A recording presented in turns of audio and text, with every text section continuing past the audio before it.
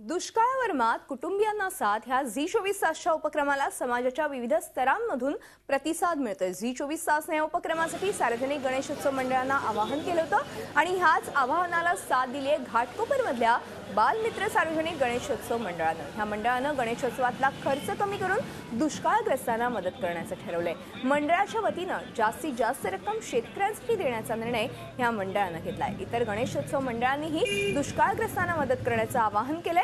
तर दक्षिण मुंबईमधल्या चिंचबंदर डोंगरी सार्वजनिक गणेशोत्सव मंडळानं देखील दुष्काळग्रस्तांसाठी आपला मदतीचा हात पुढे केलाय।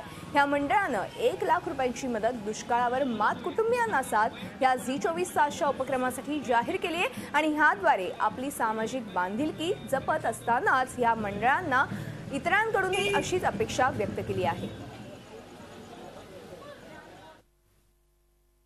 प्रथम मी झी 24 तासचे आभार मानतो की आपण दुष्काळग्रस्तांसाठी जे मदत निधी जमा करताय त्याला योगदान म्हणून, त्याला सहकार्य म्हणून बालमित्र मंडळाच्या वतीने दरवर्षी होणारा खर्च हा खर्चामध्ये कपात करून रोषणाई, ढोल, इतर उपक्रम असे कमी करून आम्ही दुष्काळग्रस्त शेतकऱ्यांसाठी जास्तीत जास्त निधी की शेतकऱ्यांची जनावरं ही भुकेने आणि चारा वाचून व्याकुळ झालेली आहेत, तर त्यांना मदत म्हणून या बालमित्र मंडळाच्या वतीने आम्ही ते पोहोचवण्याचं झी 24 तासच्या माध्यमातून आम्ही प्रयत्न करीत आहोत।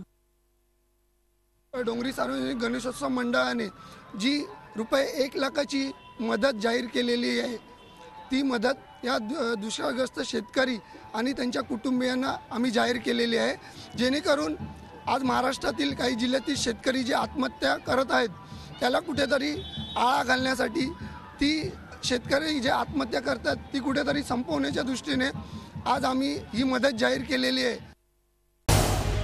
झी 24 तास रहा एक पाऊल पुढे।